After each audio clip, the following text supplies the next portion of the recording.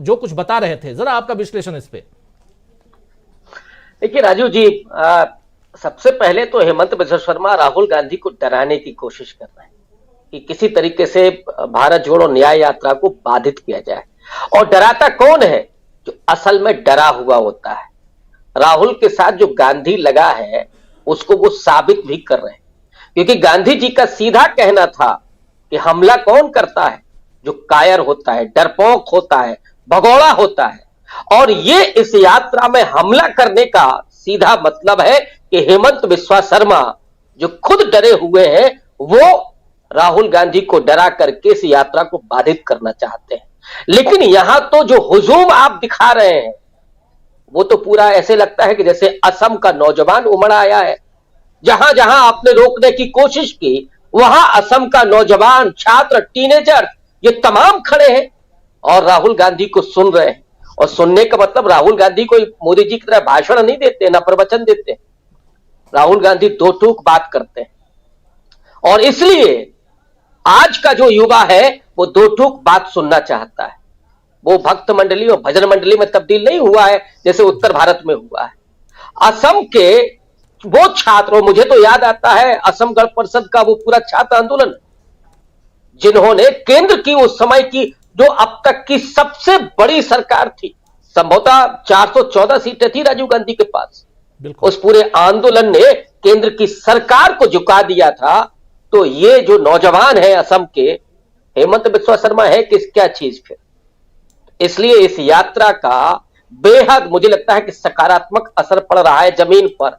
और north east की जो 25 लोकसभा सीटें हैं वो तो समेट दी है राहुल गांधी।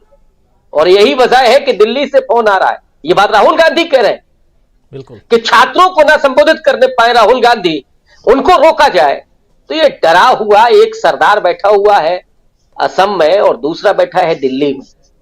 तो ये केवल और केवल डर की वजह से उस यात्रा का जो प्रभाव पड़ रहा है, जो लोगों का गुस्सा, उबाल, निराशा, ये जो सब थी वो उस यात्रा में दिखाई पड़ रही है। उसी वजह से हेमंत बिस्वा शर्मा डर करके राहुल गांधी पर एफआईआर कर रहे हैं। ये मजाक चल रहा है इस देश में। कानून का इतना खुल्लम खुल्ला कभी आपने दुरुपयोग नहीं देखा होगा जो हो रहा है। लेकिन मुझे लगता है और आप सब उससे सहमत होंगे कि राहुल गांधी वो तो सर पे कफन बांध करके आया हुआ है।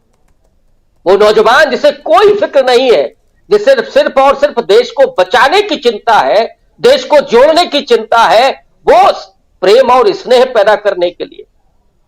राहुल गांधी को न तो विशेष चुनाव की चिंता है न अपनी चिंता है। और जब इस तरह का कोई व्यक्ति होता है तो लोग उसके साथ खड़े हो जाते हैं। और ये हुजूम इस बात को रेखांकित कर रहा है कि राहुल गांधी के साथ नौजवान है, राहुल गांधी के साथ महिलाएं हैं, राहुल गांधी के साथ किसान है, मजदूर है, आदिवासी है।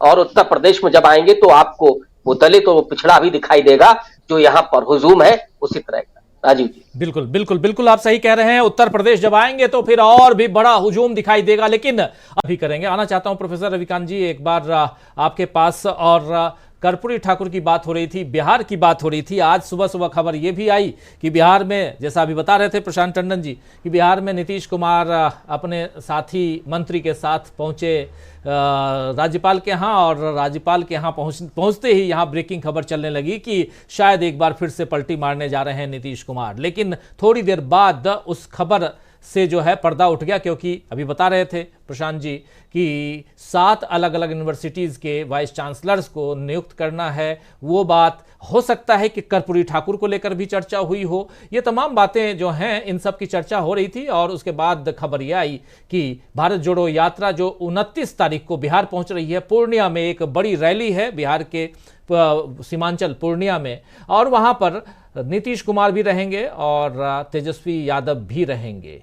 जरा ये भी बिहार की राजनीति और उसमें राहुल गांधी की न्याय यात्रा के क्या मायने यहाँ रखे जाएं, क्योंकि अब कहीं ना कहीं साधने की कोशिश तो जरूर है। सामाजिक न्याय की बात जब राहुल गांधी कर रहे हैं, 5 अलग अलग न्याय को यहाँ रख रहे हैं, वैसे में कर्पूरी ठाकुर का नाम आना और बिहार और खासकर बिहार को लेकर और पश्चिम बंगाल को लेकर बीजेपी, जो बिहार, पश्चिम बंगाल और तीसरा राज्य है महाराष्ट्र, इन 3 राज्यों को लेकर बीजेपी ज्यादा यहां अभी सतर्क नजर आ रही है। उस लिहाज से भी देखा जाए तो कैसे आप देखते हैं बिहार में यात्रा का पहुंचना 29 तारीख को, और उससे पहले कर्पूरी ठाकुर, नीतीश कुमार, ये तमाम घटनाक्रम?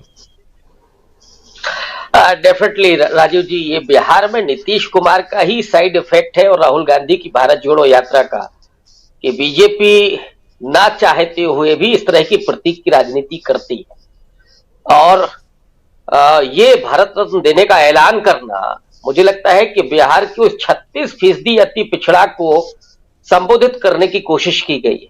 और समूचे भारत में वो एक विशेष जाति को भी, क्योंकि बीजेपी से अच्छा जाति की राजनीति मुझे नहीं लगता कि किसी को आती। बेहतरीन सोशल इंजीनियरिंग है उस पर हर जाति का। अब इस नाम के जरिए एक समूची जाति को यह मैसेज दिया जाएगा कि देखिए भारत रत्न दिया, लेकिन अब इसके नहले पर दहला कल होगा राजीव जी। कल 24 तारीख है। नीतीश कुमार उस गांव में जा रहे हैं जहां पे वो पैदा हुए थे, 100वीं जयंती है उनकी। और उस दिन केसी त्यागी की अगर हम बात माने तो आरक्षण पर एजेंडा तय होगा। कल क्या करेंगे मोदी जी? ये आज ऐलान इसलिए किया गया है ताकि कल को मैनेज किया जाए। इसलिए कर्पूरी ठाकुर को भारत रत्न दिया गया कि कल हेडलाइन ये चलेगा। लेकिन जो 75% आरक्षण किया है बिहार में नीतीश कुमार ने, 10% ईडब्ल्यूएस प्लस 65%, ये इसमें से कुछ ऐलान होने वाला है कल नीतीश कुमार के जरिए। तो जो अति पिछड़ा समाज है उसे केवल ये प्रतीक चाहिए या उसे अपना अधिकार चाहिए? उसे अपने बच्चों की एजुकेशन चाहिए, सरकारी नौकरी चाहिए, या प्रतिनिधित्व चाहिए, या केवल और केवल इस तरह की प्रतीकात्मक राजनीति चाहिए? तो कल असली परीक्षा होने वाली है नीतीश कुमार बनाम नरेंद्र मोदी। और मुझे लगता है कि नरेंद्र मोदी ने तो पहले ही बाजी मार ली है। ये उसको किसी तरीके से डैमेज कंट्रोल के रूप में किया जा रहा है। और जब उस सीमांचल क्षेत्र में राहुल गांधी पहुंचेंगे जहां पे ओवैसी का कार्ड चल गया था और बीजेपी वहां थोड़ा सफल हो गई थी वो खेल करवाने में, और इस सीमांचल में इन तीनों लोगों का आना, राहुल गांधी, नीतीश कुमार और तेजस्वी यादव, मुझे लगता है कि उस गढ़ को भी मजबूत करेगा। और मुश्किल यह है बीजेपी के लिए, आपने बिल्कुल ठीक इशारा किया था कि बिहार की 40 सीटें फंसी हुई हैं, 17 सीटें तो एनडीए में नीतीश कुमार की थी। अब आपके पास है क्या?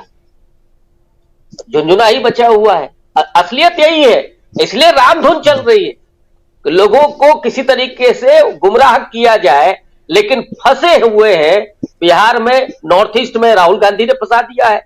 अब यहां से जब निकलेंगे महाराष्ट्र में आप फंसे हुए हैं, तो दक्षिण भारत की तरह के आप राम मंदिर की मूर्ति बना रहे हैं।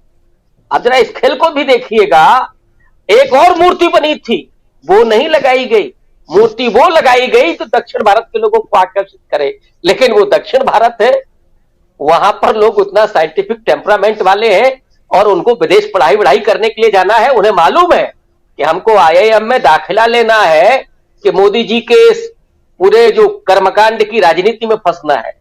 एक है उत्तर भारत में भले ही वो कुछ कर जाए, लेकिन मुझे लगता है कि अब ये समय काफी हो गया है और मोदी जी की भी वो राजनीति जो केवल प्रतीकात्मक रही है, अब उसका पर्दाफाश हो गया है। जी बिल्कुल बिल्कुल, प्रतीकात्मक राजनीति का पर्दाफाश हो रहा है। और